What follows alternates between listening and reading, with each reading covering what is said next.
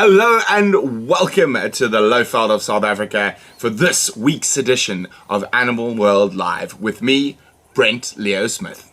We are very excited to have Anna Mussi of the incredible conservation organization Rhino Revolution joining us this evening. We've also got a few extra surprises for you tonight.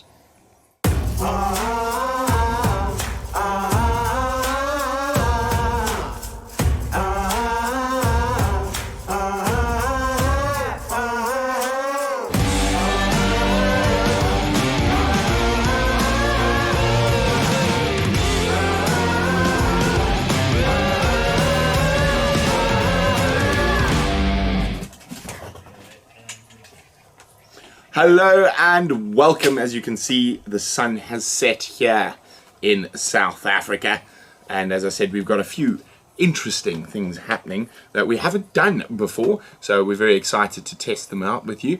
And we've got lots of people joining. Hello everyone. I'm not going to say hi to everyone because I've got a lot of things to say tonight. And a quick thank you to LED Lenser, who's providing this amazing evening lighting for us. And speaking of LED Lenser, some of you might have seen some posts about our dear friend Brian. So we're going to be having a little chat to Brian just now and catching up with him. Anna is on her way. She's just left the Rhino orphanage and she's got some potential donors who've been visiting, so she's running a little late, but that's no problem. That means you're stuck with me for longer, and I love being with you, so it's great to chat and catch up. Now, as you can see, I want everyone to remember that there's not only Painted Dog TV, there's also the live bush cams by Painted Dog TV, and we've been catching some fascinating stuff in the last little while. So while we get Brian to come sit next to me so you can quiz him, let's go across and see what the highlights were from the live bush cams over the last few days.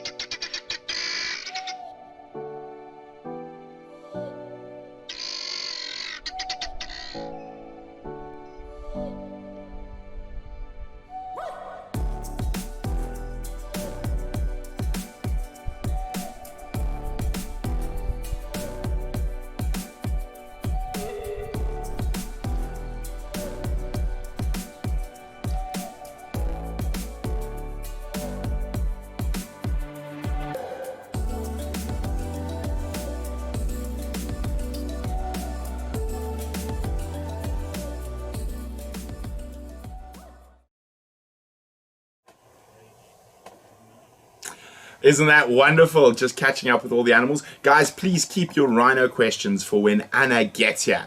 Now, we have the very lanky Brian Woodruff with us. Say hi, Brian. Hello, everybody. It's great to be back here in the hot seat. In the hot seat, yes. Absolutely. So, for those of you who don't know what Brian's been up to, Brian has been interning with us, learning all facets, as well as doing his Fugasa while he's here. Yeah. So, how's Fugasa going?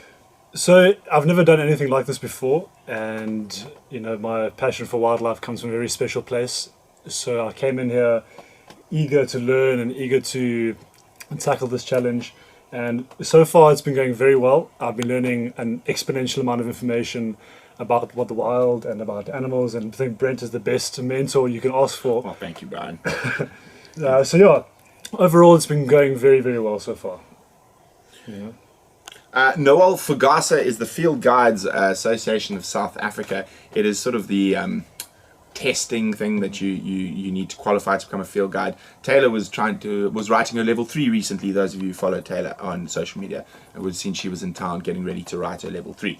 So oh, thanks, Barbara. Well, so as we were saying, so Brian's been coming out with us. He's been learning lots of things. He's we've been torturing him a little bit. You got to learn up close and personal about pugnacious ants. All in good faith. In the SAST installation. What do you think of pugnacious ants? They are beasts and creatures that I would not like to surround myself with. However, that experience has enlightened me, and it's all part of the bush, and I just want to learn more about it.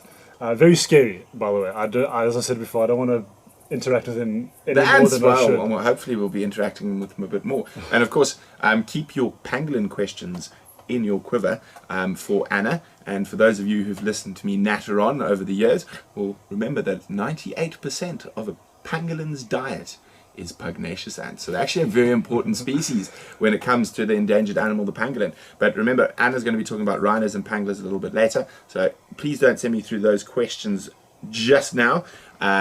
We're going to wait for Anna, and she's going to be able to delve a little bit more in depth about what it takes to look after rhino orphans and pangolin orphans.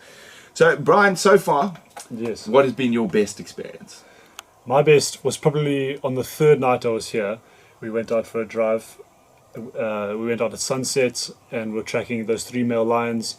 And that was probably the first time I got up and close to the bush. And that night turned out to be probably one of the best I've ever had in my entire life, where we had those deep guttural roar about a meter away from the car.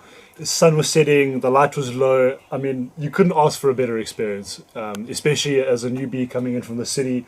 I thought I was quite slick, but I got humbled very quickly as soon as I got here. There's something about a male lion at dusk, or it was almost dark, roaring a meter from you that sends shivers through your spine. Zander is shaking his head. Zander was actually with us that afternoon. Zander wouldn't look at the lions in the eye. He's like, "Yeah, Brent," which is Afrikaans. "No, Brent, they're too close." I was like, "No, come on, Zander." But yes, so very exciting. Yeah, I would never forget that experience. And Brian, we've been tracking Bucket and BB. Of course, it's Bucket and BB's birthday week. They were born on the 10th. And we've been tracking them solidly for the last couple of days. But so far it's 4 to Bucket, BB and their pride, and 0 to us. They have managed to give us the slip, but hopefully tomorrow morning, bright and early, we will be able to catch up with them. So if anyone's got any questions for Brian, let's have them through here. Michael is asking if you've got to spend time at a hyena den yet. Unfortunately, our hyenas are still AWOL on the next door property, so you haven't. Not yet. Not yet. I don't think I've ever seen hyenas in the wild. Really? Yeah. Oh dear, we're going to have to teach you all about hyenas. So your first live camera operation was quite an exciting one. It was indeed. Jeez, that was very nerve-wracking, and my hand was shaking quite a bit with the camera. But those wild dog release, that was my first operation. Went quite smoothly in the beginning. I kind of got used to the angles and working and walking with you and taking good shots. And then towards the end, when the male lions came, things went all very quickly. And I learned the hard way, but it was, again, a very enlightening experience. So we've got a question here from Chris Odin and Brian. What is your favorite animal? I've been pondering this quite a bit, Chris, and I'll have to say it's the cheetah. I've never seen cheetah in the wild up until about a week ago when Wium and I were going to SAST to set up cameras, to set up the new cameras. Absolutely.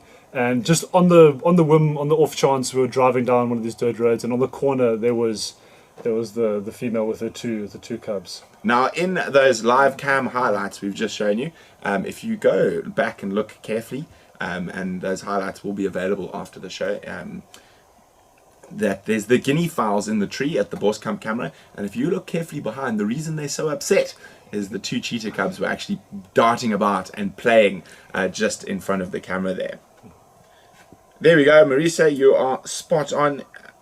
Sorry, I just have to check my phone. I'm just waiting to hear from Anna when she's about to arrive. Okay. Pam says, Brian, I thought you did I thought you did a great job for first time on live camera. Thank you, Pam. Marisa, you were right. It was cheetah running in the background of the guinea fowls. It wasn't too easy to spot. They're quite camouflage in the grass. So. Yes, Wium and I did tease Brian quite extensively over that, because one of Brian's jobs is in the mornings after we get back from game drive, or if we're not going on game drive that morning, those cameras have a motion sensor and they're set and they record. So I think you said to Wium, come look at these guinea fowl in the tree, and Wium's like, did you not see the cheetah behind? So we have been teasing him a little bit about that. They eluded me. Yes, they eluded you. But as you say, that's why you had to learn, and you will learn quickly. Most definitely.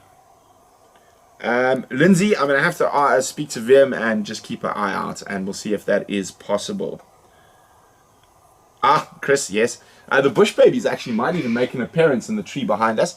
The one that we saved and returned back to its home with its parents above my head here. But yes, hopefully they'll make an appearance. And you can see Xander and Brian have been working hard behind us.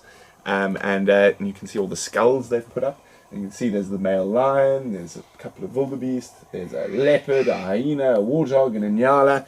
So lots of stuff there. So as you can see, it's a slightly different spot from where we normally do it into the garden. It was raining this morning, so we decided we needed to actually have a backup plan just in case. Even though, thank you so much, Vicky. And it was very cold in the car this morning, towards the end. And we got wet. Yeah. We got wet. The tracking was very, very difficult. Yes, Aegis, we definitely need to get an eland skull. Although we do have eland on the Rietsbait, we're just hoping that the lions don't eat too many of them until their population grows a little bit. Oh, thank you, Darcy Ann. But yes, very, very exciting to have Brian with us, and I think we're going to make this a part of Animal World Live. It's going to be a catch up with Brian, what he's been up to for the week. Now, the last couple of days, yes, we've been tracking lions on foot for the first time. Yes. You haven't seen a big cat on foot yet. I haven't. And when you showed me how to look for tracks and how to walk and how to interact in the bush, I was very excited until we actually started. And then my heart probably skipped about 500 beats. And we were tracking through some very thick stuff over the last couple of days. And there's one thing that I shout at everyone who walks it, heavy feet. I can't take heavy feet. And Brian's got size 13 feet. So well, you also have pretty big feet. Yes, but I walk quietly. I'm thinking about putting him in some very, very thin flip-flops. So the thorns go straight through. It teaches people to walk very softly and they don't go duff, duff, duff, duff. Isn't that how Shaka Zulu trained his... No, he actually just made people walk across thorns. Yeah, so that was quite... Please don't do that to me. Michael says I wouldn't like him walking. Obviously, Michael has heavy feet. Just no, you don't really test. I mean, when you're walking, specifically when you're tracking lions, you've got to take in lots of different things. Not only looking at the tracks, I'm looking for big thorns because most people will shout me because I don't like wearing proper shoes. Never have. So you're looking for the tracks, but you never look right at your feet. You're always looking 2 or 3 meters ahead when you're tracking. So you mustn't be looking at your feet. And the other thing is that you're also looking ahead. In case you surprise the lions, your ears are going. You're listening to everything. It's all your facets are being used, and that's why I absolutely love tracking. Yeah, I saw. Pam, we would love an American bobcat skeleton and skull. However, I think there might be some legal implications of trying to send that across to Africa. You would probably get into a lot of trouble. But thank you very much for the kind offer. Well, Barbara Russell, you're going to have to wait and see. Now, as I said, it's Beckett and BB's birthday week, but they've been giving us a true runaround. Sorry, I just want to check something quickly. Okay. We saw them last week, Janet, just before we went down to James Henry's wedding, but we haven't seen them this week. Alex is asking, have you ever done any tracking training before? Alex, nothing. Literally zero. I'm a city boy, born and bred, and I've spent very minimal time on the bush, but this is where I'm meant to be. I don't know. Thank you, Chris. Just something that you feel, you know? Yes. And you come out here, you feel so comfortable. Yeah, so it takes time, and that's why Brian's with us for a while. We're just going to get him properly sort of immersed into the African bush. I'm quite nervous because I've got to let him drive my car at some point. And Wium and I we have control issues when it comes to our badger and whatnot. And I also let slip a little secret today in the car that I don't think you and Wium appreciated very much, which was I did my license 6 times. Yes, he did his driver's license 6 times. Wium and I did ours once. So yes, but don't be afraid. You know, small baby steps. Yes, baby steps. Yes, let's get him comfortable on foot first before we let him loose on the badger. Fortunately, you really have to be an idiot to get the badger stuck. So If you get stuck, you'll never hear the end of it. Well, thank God I'm not an idiot. Well, we're about to find out, aren't we? Okay, well, thank you very much, Brian, for your little update. Now, while we're waiting, you can go away now. Cheers, everybody. Bye-bye. So while we're waiting for Anna, who is running a little bit later than we had expected, I'm just going to send her a quick text. Here we go. I'm going to chat about the news, or the wildlife news that's been happening this week. So a lot of you will see, which is which been quite a lot of sort of press about, is the leucistic giraffes in northern Kenya. And it's unclear whether they were poached for their skins or whether they were poached for meat. Now, that area of Kenya is in a very, very difficult area. It's very close to the Somali border. There's a lot of political unrest and instability in that area. So I'm sure there'll be more information coming out. Now, leucistic giraffes, as amazing and as cool as they are by no means the most important species in that area. That area is actually designated for one of the most endangered animals in Africa, the most endangered antelopes in Africa, and we can chat about that. Who can tell me what antelope lives in that conservancy? And that's the main reason for that conservancy. Now, there is still one white giraffe bull left, and hopefully he will be able to breed more. But again, it is leucism. So leucism is basically a form of recessive gene where in birds, feathers, and in mammals, fur, is unable to take on the color pigmentation melanin. So their skin is normally a normal color, it can be dark, so they can have melanin in their skin, they can produce melanin. However, for some reason, they cannot transfer that melanin into their fur or feathers.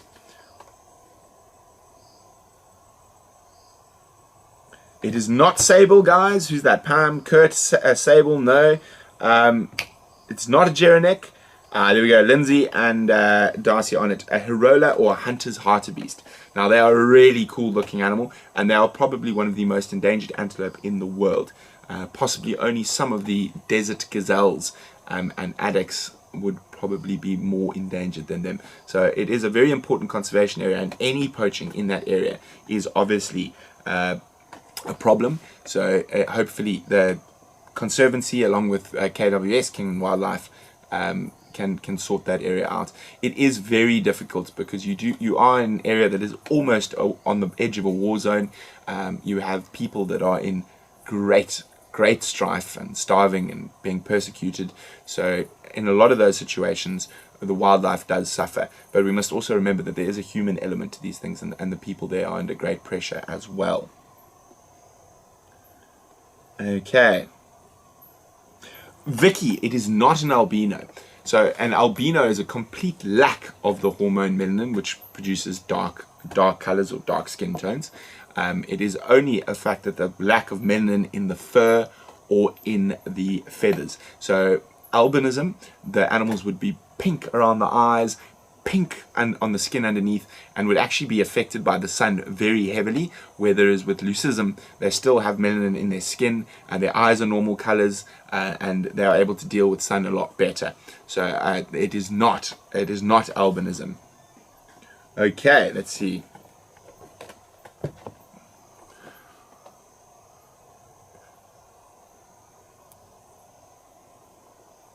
There we go. So Michael Fuber, Brent, you're being realistic and straightforward with the facts about these types of incidents. It's appreciated. I think sometimes people's emotions get the better of them. Thank you. As I said, yeah, it is very sad, and by no means condoning the poaching of the leucistic giraffes. However, from a species point of view, the reticulated giraffe in that area is under far less threat than the Hirola or hunter's hartebeest in that area. So because they're such a standout animal, it makes it very easy for us to get emotionally attached to them. And I mean, a lot of people would have never even heard of a Hirola and wouldn't even know that that conservancy was formed for protecting one of the most endangered antelope on the planet. And it's become famous for the leucistic giraffe, which is, and again, it is incredible. However, sometimes a lot of the facts get lost, and in the process, saving a species rather than not an aberration, but a sort of a genetic mutation. Very cool, but however, it's in terms of the survival of the species, not that important. And as I said, I'm not taking away anything about how amazing those leucistic giraffe were, and the fact that they brought attention into that area that would have also helped save the Hirola. It is a complicated thing, and it's also a very complicated part of Africa in terms of the social political aspects that are going on. And you've got to remember that some of those people, and I'm not saying the people who poached the giraffe, I doubt they poached it for the skin. A white giraffe skin isn't worth anything. It would have almost certainly been for meat, but being leucistic and white, they probably would have been very easy to spot, so maybe easier to hunt. And if your family's starving, a white giraffe means nothing. Food in your children's belly is, however, far more important. Okay, so if anyone else has seen any wildlife news around that they would like to chat about while we wait for Anna, we are happy to chat about it, so post it through. There we go, Chris. Yes, I actually just saw that quite recently, that a lion got killed in Bergendal camp, one of the main Kruger rest camps. It was shot by the rangers after it got into the camp.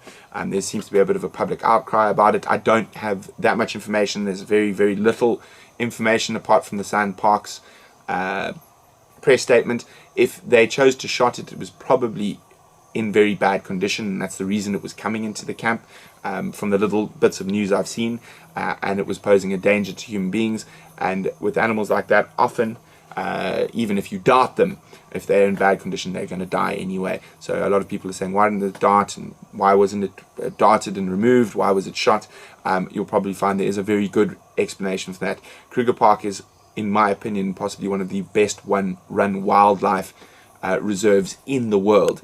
If you think about how big it is, how much land it covers, and the quality of the infrastructure that is available to the general public and tourists that are coming in, it is incredible. And the Kruger Scientific Services, anti-poaching, etc., do an absolutely incredible job. So everyone's very quick to jump on the bandwagon. I think if they shot it, it was probably in very bad condition, old or injured, and that's the reason it was going into the camp. Okay, I see we've got some stuff coming in here. CNAC wants to know a little bit about the state of wildlife in West and Central Africa. Again, you're looking at a very difficult socio-political part of the world. There's a lot of unrest and quite big countries with lots of spaces between.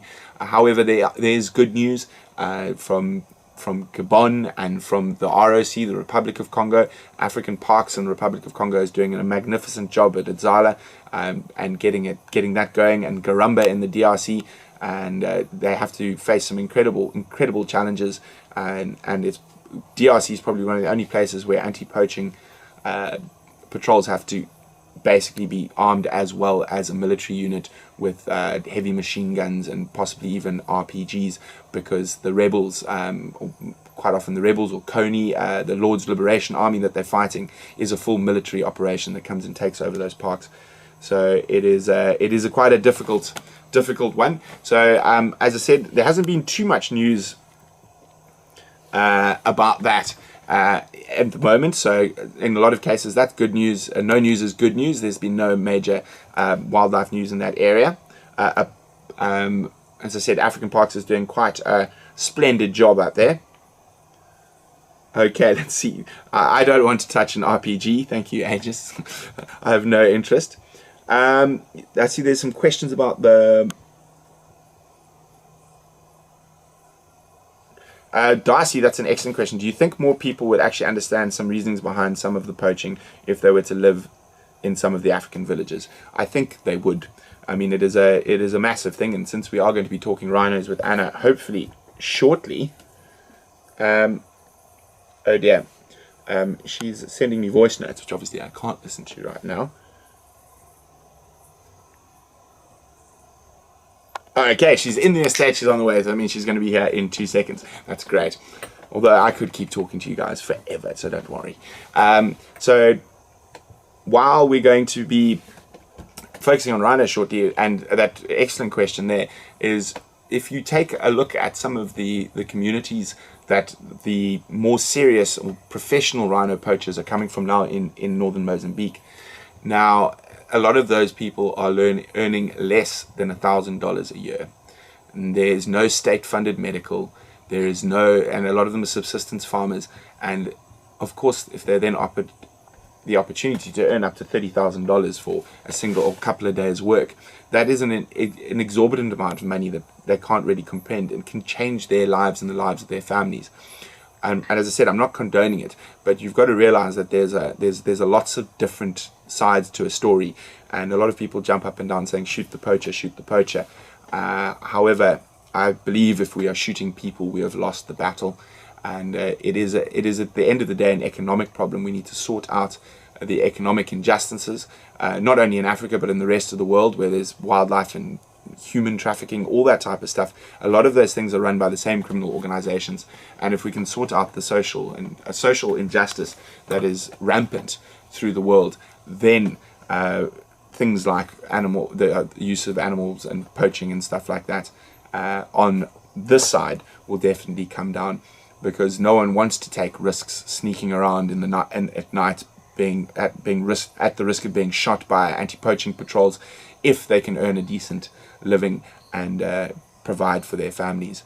And I think any of us, if we had a starving child at home, would consider doing some things that, sitting in our current situations, we would completely say we would never do it. However, when it comes to saving your family, you make tough choices. Okay. Chris says, you're right, there are tons of bad stuff for animals in the United States.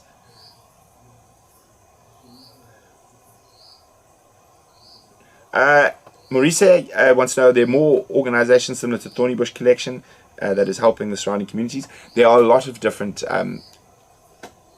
organizations, and we will try showcase some of them over the next while, like Nourish, which works quite closely with Thorny Bush and other reserves in terms of providing sustainable and long-term employment, whether it be in the safari industry or support to the safari industry. But again, as I say, a lot of these things are a lot more complicated.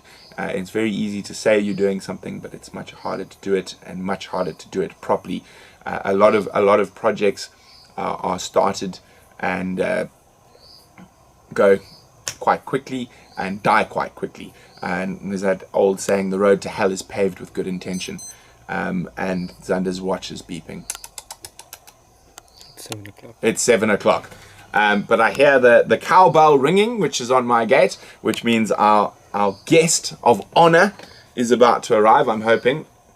Or no, it was Brian going out to go check for Anna. Okay, so we've sent Brian out to meet our guest of honor. Yes, Shamson, it's exactly like the Elephants Alive, the honey business that's growing on trying to keep the elephants away from certain trees. It is one of the great programs here. Chloe probably won't start barking. I'm going to be naughty here quickly. So we got Chloe dressed up. Come here, trouble. To say hi to Anna. We put on her, oh, she's managed to, I don't know how she does this, but she's got her little Rhino Revolution bib on. So we're going to sit here, because I think I hear Anna's, oh, you're being so nice. She's very tired today, because Brian's taken on a walk, and we had some serious playing around the garden, running around. Hey, oh, I think I hear people. I think I hear people. Okay, let's hope Chloe doesn't pull my earpiece out. I think I hear people, baby. Oh, there we go. Oh, here we go. Someone said Chloe's going to bark when Anna arrives. And indeed she is. It's just Brian and Anna. You know them both. Don't be such a big, scary dog. Oh, you're so scary. Anyway, look at her. Focus. Shh. Shh. There we go. Our guest of honor has arrived. Chloe, oh, look, you recognize it's one of your favorite people. Now look how excited we are. Best Rhino Revolution supporter ever. Yes, there we go. No. Okay. Hi. Hello. Oh, yes, there we go. Anna's going to get her kisses, and then we're going to send Trouble away. Off you go, Trouble. Welcome, Hello, Anna. How are you? Nice to have you you. here. Thank you for having me. No problem. I explained to everyone you were trying to get. I'm going to move up a bit. Yeah, just More. There we go. Let's see when. Yeah. There we go. We're in the right spot now. Okay, so we've got Anna here now. Isn't that great? Everyone's saying hello. And we're going to get through there. So quickly, I'm just going to introduce Anna to you quickly. Anna is the director. Is that correct? Yes, manager. Manager of Rhino Revolution. And she basically runs all their day-to-day operations, makes sure everything runs smoothly, and does an absolutely spectacular job. So we're very, very happy to have you here. Thank you, guys. On Animal World Live. And there's going to be lots of questions coming in. So what I'm going to ask you to do is just tell everyone a little bit about the different programs that are running in Rhino Revolution, and then I will get everyone's questions in and sort them out for you. Brilliant.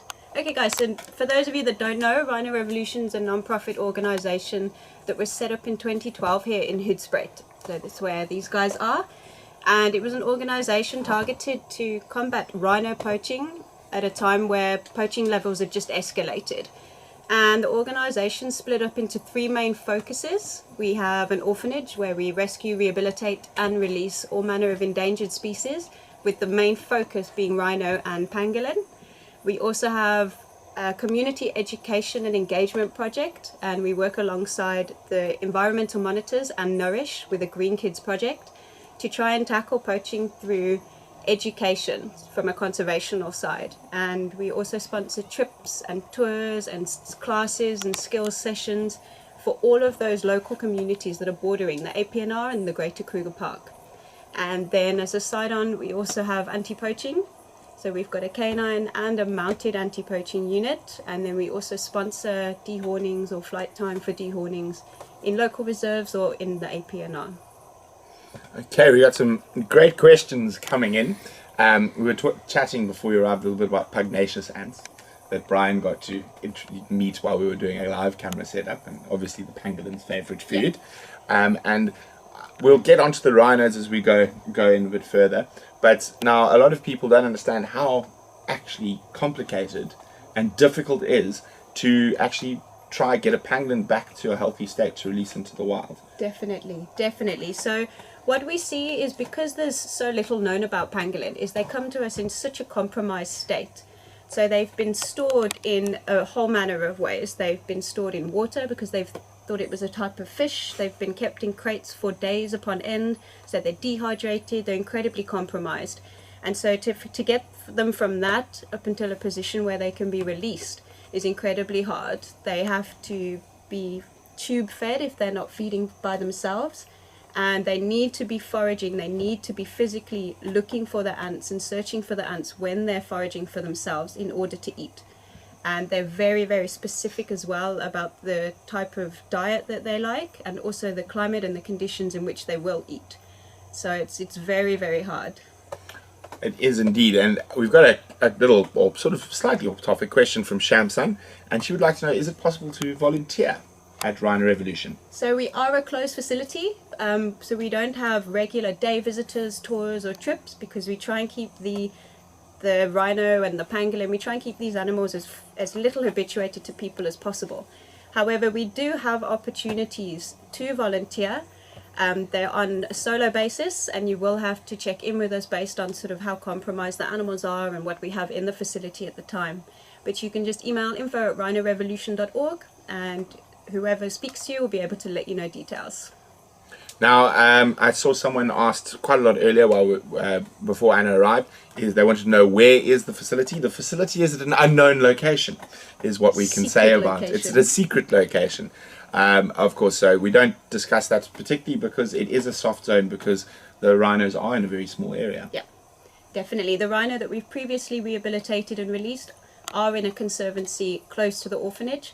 And so we don't give out geotags or GPS locations or tell you that specific place.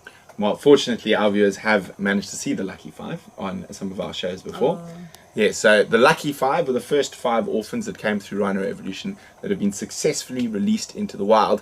And there's something quite exciting happening at the moment, isn't there? And guys, the reason I'm late, which I apologise for, is because we've just been on a drive and spent the most spectacular sundown with the Lucky Five. And number 6, who is fondly known as number 12. Yes, and that's his number. He's come from about 6 or 7 kilometers away from a different portion of the conservancy and from a different reserve. to attempt to mate with one of our females, with Masingita, who we think has just come into estrus for the first time, and he's now hanging around the crash of 5 rhinos, and he's keeping his distance and every now and again sort of having a sniff at the female and attempting to mate. So we are hoping that if it's a successful mating, will possibly lead to a little baby rhino. So what do you call the miracle's baby? Because those who don't know, Masingita means miracle in Shangaan. I think your viewers might have to come Yes, up with we might. I think that's a great idea. I think we Maybe might do a the same competition. thing as we did with the wild dogs. There we go. Yes, if Masingita has a baby, we'll do the same thing as we did with the wild dogs, and you get to name a rhino, and that money will go obviously straight to Rhino Revolution to help them keep doing what they're doing. Now, of course, as I say, it is quite an expensive process. You have to have 24-hour security. As I said, there's a canine unit, there's a mounted horse patrol unit, as well as lots of other things. Yeah. And food and everything. It's a massive undertaking running an operation like this. So they do need your help. And as always, the information is in and on our pages for Rhino Revolution. So if you do want to help, just go have a look there. I will repost it again this evening in case you guys missed it. But yes, very exciting. Okay, let's see what other questions we've got here. I saw one, now it moved away. I've lost it now. There we go. Oh, there we go. Thank you. Michael, thank you for sending it again. Do you monitor the genetic diversity of the rehabilitated rhinos and the other rhinos obviously in the reserve? Because if they start breeding and they're all related, it's going to be a bit of a problem. Definitely. So each reserve has a quota of rhino that it can hold. So there's always a specific number of rhino allowed on a certain small amount of land. So what we're doing at the moment is this male has obviously come from his area of territory into a new area. So we're going to have to monitor the dynamic between him and the lucky 5, and especially when the lucky 5 males come into sexual maturity. We're going to have to continuously monitor them all the way through that process to make sure that we are not interfering with existing territories of males. And as you say, if they do start breeding, we will then have to look at monitoring that and collaborating with other reserves to try and mix up the DNA. And definitely, that's a very good question. Unfortunately, in this case, none of the 5 orphans were originally from the Reach Break Reserve, so they've actually come from all over. Yeah. Are you allowed to say where they've come from, or just general areas? Or all reserves within the APNR, which is bordering the Kruger National Park. Okay, so APNR is the Associated Private Nature Game Reserve, something like that. Yeah. Darcy Ann would like to know, how do you determine who can be a volunteer? My first thought's that, what if poachers wanted to volunteer? So because we're a closed facility, initially we advertised only for vets and vet nurses, because that will benefit us from a skills level. However, we then didn't want to turn people away that were incredibly passionate and had other things to offer us, such as fundraising or marketing or even just general communication skills. So it's really just a matter of getting in touch. We'll chat to you, we'll find out a little bit about how you want to assist with the organization, because there's unfortunately no selfies and no cuddling with any of our rewilded animals. But the best thing is just to get in touch. So unfortunately, I've lost the question there somewhere, but I'm not sure if it's playing over us at the moment, but it's the dehorning. And someone was asking, what is your personal opinion on dehorning and as a tool in anti-poaching? So whether or not it is effective, I think if you look at the statistics, it is proven to be effective, but whether or not it is funneling and targeting the poaching into areas and into reserves that haven't dehorned is a completely different factor. So what we have seen is within a collection of reserves, once 3 or 4 reserves start dehorning, then the poaching does move up into other areas. And it'll be very interesting to see if every rhino in South Africa is dehorned, where the poaching figures statistically will increase, such as it was a few years ago. Well, it has jumped. I mean, look at Botswana. Yeah. Botswana has been hit very hard compared to what they were. Kurt Marks would like to know, what are the sexes of the lucky 5? So we've got 3 males and 2 females. Mauricia says, I feel very privileged to have met Anna and seen the facilities this past year. I wear my rhino horn tear necklace daily. Please donate if you can to this amazing cause. Thanks, Mauricia. Lovely to hear from you again. So Pam Landy is asking, by dehorning the rhinos, don't you take away their natural defenses? So that's really interesting, and a lot of monitoring projects have gotten into this as well. Usually within a reserve, if you dehorn one rhino, you dehorn all of them. With conservancies that are open to non-dehorned areas, they try and dehorn as and when new animals come into their reserve.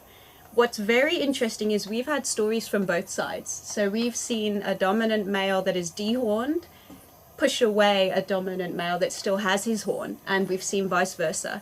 So if anyone wants to do a master's project, there's a good one. Researching this, that would be fantastic. And you guys have been really busy with dehorning in this area at the moment. Very I mean, busy. can you give me a number, a rough number in the last, probably, what's it, 12 months, okay? So we've assisted not just on the conservancy that we are on, but on various within the APNR, we've probably done over 60 rhino in the last 12 months. Not personally ourselves funded, but assisted in various ways. So Rhino Revolution staff amongst themselves have probably assisted with over 60 dehornings in the last 12 months. Isn't that absolutely incredible? Amazing. Yeah. And that's all just within our little community around here, which is why they call Hoedspruit the Wildlife Haven. Exactly. Okay, let me have a look. There we go. Noel says, it's sad to have to take the beautiful horn off to save them. Perhaps one day the education will be effective across the generations. And at the end of the day, as we were chatting about before Anna arrived, if you are shooting people, you have already lost the battle. And it is unfortunately an economic problem, and the social injustices of the world need to be sorted out over a long-term period to see a decrease in this type of animal trafficking. Definitely. Oh, there we go. Janet would like to know, can genetic testing be done by stool, or do you need blood samples? That's very interesting. So there have been a lot of genetics being done through fecal samples. As far as I'm aware, obviously your more thorough testing is done through blood samples, and we specifically test our female for TB this year, and we actually had to do it through 3 blood samples, each 6 weeks apart. That wasn't able to be done via stool samples. So I think it depends what you are wanting to test. But there are definitely ways of doing it through fecal samples, and there's a lot of monitoring and a lot of research being done that way. So the reason for TB testing, in case you're wondering, on rhinos is that they'll be moving out of this area, which is part of the greater Kruger, so to speak. So we are a TB positive zone, and any animal that's going to be moving outside of that area to another part of the country where there isn't TB has to be tested so it doesn't pass it on to the animals there or domestic livestock. That is the main reason for TB testing. What's very interesting as well is there's been a couple of studies done on stresses and the effect of stress and the stress levels in rhino that have been done through fecal samples. So that's also very, very interesting. Yes, I actually read that study quite recently. Noah would like to know, are the rhinos GPS tagged once they're put back into the wild? No, so ours aren't. It depends on the reserve. Ours aren't GPS tagged. They don't have a collar and they don't have tags. We do monitor them through anti-poaching and patrols, but we personally would not like anyone to have the information of where they are at any time in the day. And we just feel that by active and proactive anti-poaching that we can successfully monitor them that way. And I saw one here. I saw there was a good question here about so they're wondering about, so when the rhinos are dehorned, obviously a sample is taken to a database and whatnot, and people are asking what happens to that or what's it for. So when the rhino is dehorned, as Brent said, a sample of the horn itself is sent away along with blood samples and hair samples, and that's then put into a database and put on file.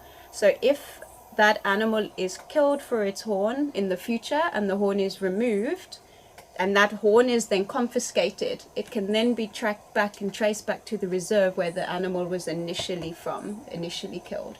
And it could be that in doing that you then can start looking at syndicates or the people involved. Supply lines. Exactly. The bigger picture. So it all helps the police service and nature conservation and all of those people that are trying to clamp down on these poachers. Like fingerprints and DNA in solving human-based crimes. Well, human on human crimes, right? Yes. There's still a crime, human on wildlife, though. Okay. We had a question about. Yes. So CNAC is wondering, are you saving the pangolins of West Africa? No, we're not. Unfortunately, not. They're a bit far away, CNAC. No, if somebody does want to set up a Rhino Revolution connection or Rhino Revolution link in West Africa, then I'm sure we'll be able to find the personnel to start that. At the moment, we're very much both based and focused on this Greater Kruger area. Now, there's an excellent question from Canadian. Is there any idea of how the desire for rhino horn in the East actually started?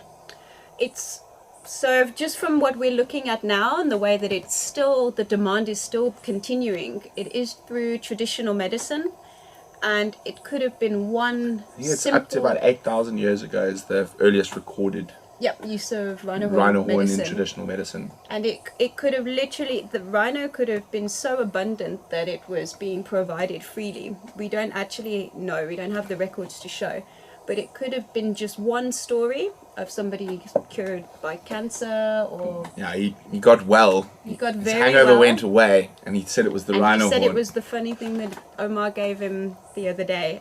There's no real way of knowing where it came from and where these stories came from, but definitely traditional medicine and the status symbol of the rhino horn now is what's causing the demand overseas. So there we go. Shamsung's asking that it would be amazing to have Rhino Revolution groups throughout Africa all working together and connecting the networks. There we go. Shamsun, I think you need to be our representative. Shamsung's Africa. currently in DRC at the moment, actually. I think she's still in DRC, visiting her brother. Anna, what did you think about the fake rhino horns? That's from CNAC. So the problem with fake rhino horn is if you are supplying it, you're providing to the demand. So essentially you're condoning that trade and adding to that increased demand. It's very, very difficult because there's no real way, unless you market, for the people that are demanding this horn to see that it's fake, because obviously you want it to look as real as possible. So therefore there's still going to be a demand for rhino horn and for the poachers to make money from that. It's also a question of government involvement, I think. We need stricter border controls, we need more law enforcement, more prosecutions to actually make it less appealing for the guys on the ground and less easy for them to get it out of the country in the first place. Now, there's a few different reasons why our poaching spiked over the last couple of years. And some of them are quite complicated. One of them was a slight change in legislature by the South African government, but also that the Saiga antelope was being used as a substitute. Now they're almost extinct as well from that. But we had one here. Michael Fleetwood would like to know: are all the rhinos all the orphaned rhinos you taken exclusively from poaching cases? Do you also take in, say, a mother naturally died, which actually doesn't happen that often, really? But Not very often. Actually, one of our calves' mothers did die of natural causes. It was a kind of colic through to ingestion of sand and rocks. Whether that was due to the drought and there being unavailable grasses for her to eat, or her just ingesting too much of that with her food. He then came to us as an orphaned rhino and then was rehabilitated with us and is in his next stage of rehabilitation. Okay, Pam would like to know: do you feel the rumor of rhino poaching is going to increase with the rise of the need for medication regarding the coronavirus? It's very interesting because someone asked me yesterday whether pangolin poaching will now decrease because they are suspected as being the cause of coronavirus. So just to touch on that, a couple of years back the Ebola virus was linked to bats, and everybody thought, okay, people will leave bats alone because they're linked to Ebola, when actually what was happening is people were blocking the caves and setting them on fire to kill the bats so that bats didn't transmit Ebola. So we're not... And the funniest thing about it is the bats that live in caves don't transmit Ebola, it's flying foxes. So we're not sure that pangolins are any safer because of this rumour that they have transmitted coronavirus. And from a rhino perspective, I don't. If one person comes up with a reason that rhino horn would work against coronavirus, then definitely. I mean, in the chain of events, that one person at the top is not necessarily going to get to the people at the bottom. But in 5 years' time, if it's still the pandemic it is at the moment, then definitely we could probably see a difference. So KB7 Get would like to know, what is the growth rate of rhino horn? So it depends on the animal. Obviously depends on the nutrition it's intaking as well. We probably would dehorn about every 1.5 to 2 years, and in that time it's grown a couple of inches. So it's difficult to say for sure, but that's just an estimate to give you an idea. A couple of inches in a year or two. And also it depends on the individual rhino. Some Yep. rhinos are great groomers. They like Yep. to rub their Rub it horns down. on everything, and Yep. where others just don't really lazy. care. Yeah, they're lazy groomers. So I said there's a lot of this stuff, there's no hard and set rule. It just depends on the individual, the surrounding terrain. Even sometimes diet can make a difference. Now, tell us about your black rhinos. Black rhinos. Is that a question or is that No, for that's you? from me, because So- we're waiting to catch them on the live cams. Yes. We've got lots of white rhino, but no black rhino yet. So I'm wondering where they're hiding, and I'm hoping they're going to pop up on one of our live cams We'll soon. give you some of our camera trap footage very soon. Awesome. If your viewers are interested in seeing that.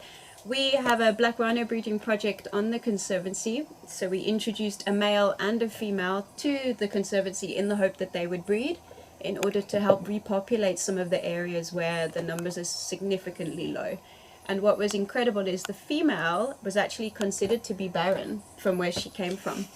And That was she quite funny. arrived pregnant. So that was a bit of a bonus for us. And she has since given birth to a calf, and her and the male have successfully mated, we hope.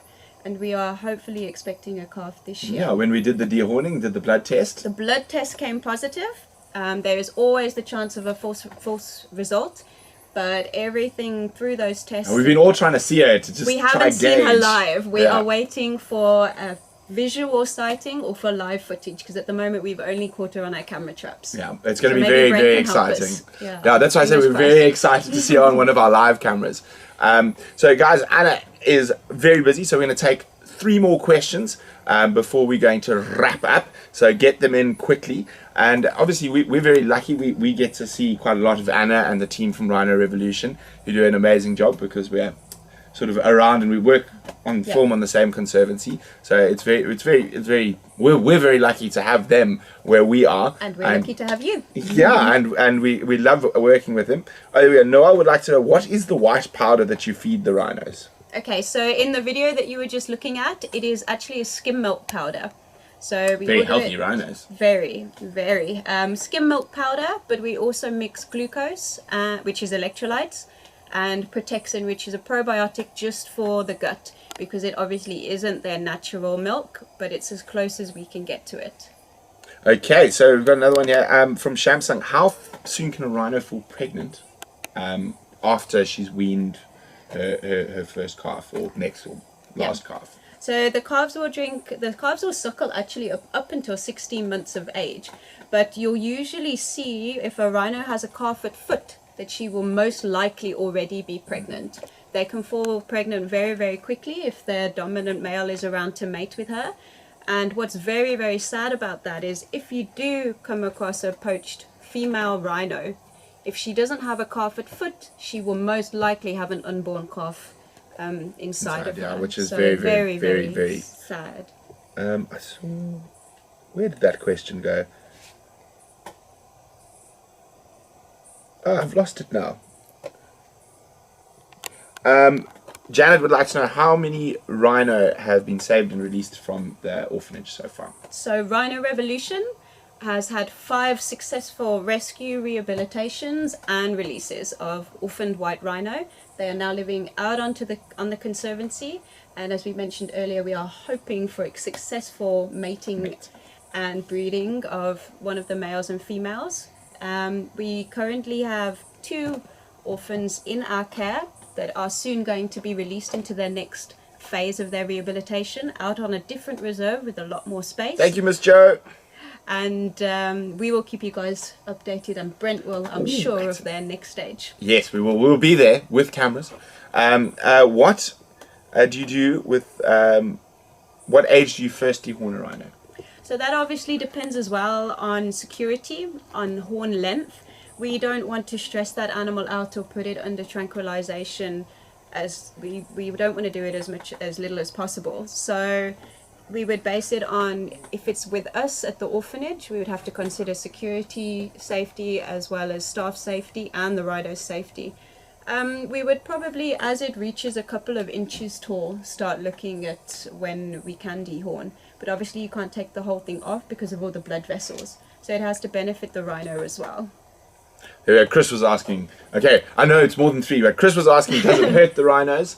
No, it doesn't. It's just like cutting your fingernails. So it's made of keratin, which is the same as your hair and your fingernails. It can be slightly traumatic in that we have to use a chainsaw to remove it as quickly as possible. But we plug their ears, we cover their eyes, and the chainsaw means that everything's over as quickly as possible. And then, okay, last question, and this is from Chris Odin. Oh, no, not Chris. It was from, oh no, I've lost it again. Someone said I need a secretary. You might be right. I can't see who it was, but I can remember what it was. What happens to the horns after they're removed? Where do they go, etc.? So that obviously also depends on the owner of the rhino and of the reserve. So most people do tend to have it removed off the property, off the location as quickly as possible by security company.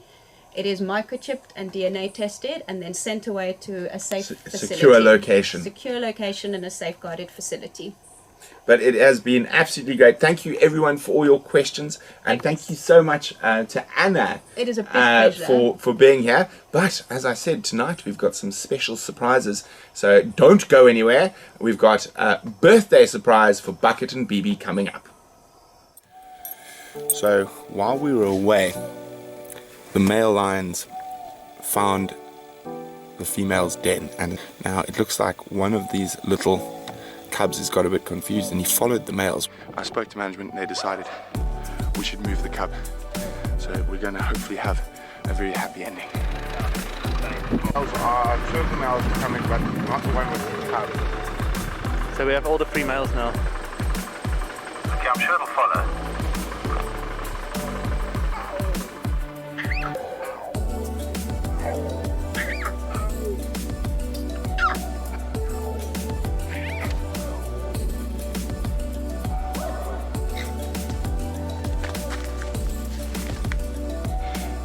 I'm still holding a little wild lion.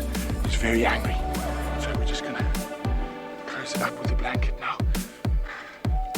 I'm gonna pop it in this next to me here. And we're gonna take it back and put it very close to the den. And we're gonna hope Mom has a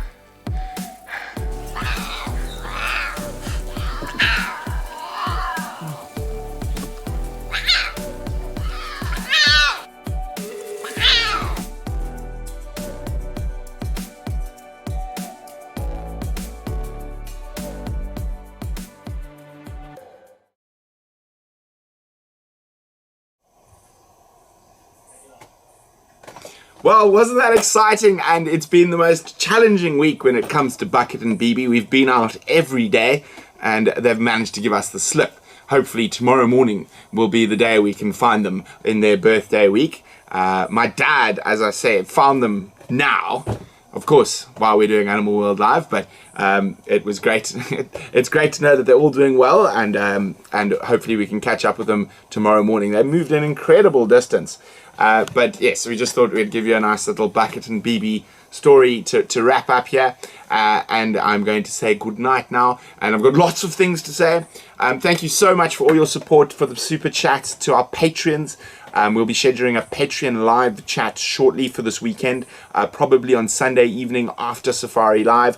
So we are very much looking forward to having you join us on that. And don't forget to go like and share and subscribe if you haven't already to not only Painted Dog TV's main channel, but also to Live Bushcams. And please go onto Facebook and Instagram and Twitter and follow and like Rhino Revolution and go follow that absolutely wonderful work that they do. As I say, it's been wonderful, it's been grand. A big thank you to Wium for running the behind the scenes and to Zander on camera. And of course, you'll have your update on what intern Brian has been doing and how much Wium and I can tease him or scare him in the following little while. So again, thank you very much, guys, and I cannot wait to do this all again with you very soon. Good night.